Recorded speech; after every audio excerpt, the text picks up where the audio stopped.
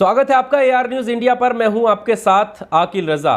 स्मृति ईरानी और सोनिया गांधी के बीच सदन में जिस तरह का विवाद हुआ उसको लेकर अब विपक्षी सांसद भी एक एक करके बोलना उन्होंने शुरू कर दिया है और खड़े मिले हैं और उन्होंने इस तरह के व्यवहार को लेकर सवालिया निशान भारतीय जनता पार्टी के लोगों पर खड़े किए हैं। वो इस वजह से है कि सदन में उनका कहना यह है कि सदन में अभी जो ज़रूरत है वो इस बात की है कि महंगाई पर चर्चा हो, महंगाई को कम कैसे किया जा सकता है, बेरोजगारी पर चर्चा होने की ज़रूरत है कि देश के तमाम जो युवा हैं वो सड़कों पर हैं, विरोध जता रहे हैं कि उन्हें नौकरी कब मिलेगी, इस पर बहस नहीं होती है।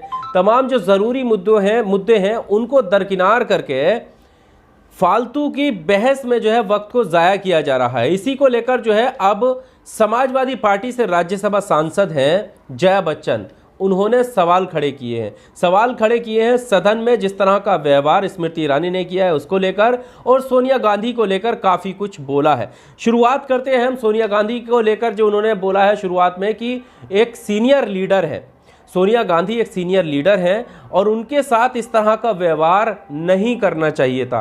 क्या कुछ उन्होंने बोला है, सुनिए। Senior leaders, women leaders are standing and slogans वो कर रहे हैं। मिनिस्टर्स कभी ऐसा नहीं किए हैं, मगर आज सारी परंपराएं जो हैं इन लोग उलांग गए हैं। She is very frail, you can see she is a very senior leader.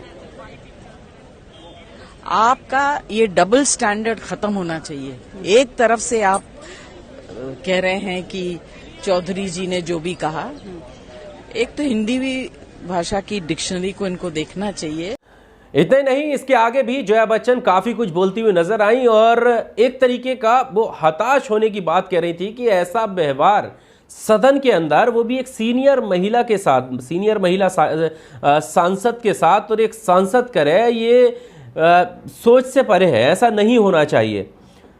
और साथ में उन्होंने ये भी कहा कि पहली बार ऐसा देखने को मिल रहा है कि इस तरह का व्यवहार सदन के अंदर हो रहा है। अब सोचिए, उन्होंने कहा कि अगर एक महिला इस तरह जो है सुरक्षित नहीं है और उसे टारगेट किया जा रहा है, जैसा आरोप लग रहे हैं कि सोनिया गांधी को घेर लिया गया था और उसके बाद जो है उनके साथ धक्का मुक्की की गई, उनसे तू तड़ाक बोला गया, उनसे कहा गया कि do you know who I am, क्या आप जानती हैं हम कौन हैं, इस तरह की बात की गई।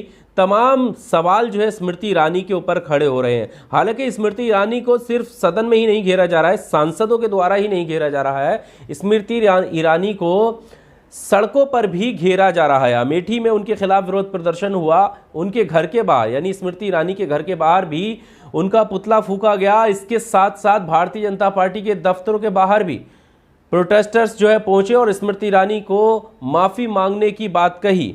और तमाम विरोध प्रदर्शन के बीच अब जो है विपक्षी सांसद भी इस मामले को लेकर सचेत हैं और उठ खड़े हो रहे हैं और इस तरह के व्यवहार के लिए निंदा कर रहे हैं। तो ये सवाल खड़ा हो रहा है कि आखिर इस तरह का व्यवहार कब तक चलेगा, क्योंकि आरोप ये भी लग रहे हैं कि सत्ता की सनक जो है वो हावी है स्मृति ईरानी के ऊपर, इस वजह से वो इस तरह का व्यवहार कर रही हैं।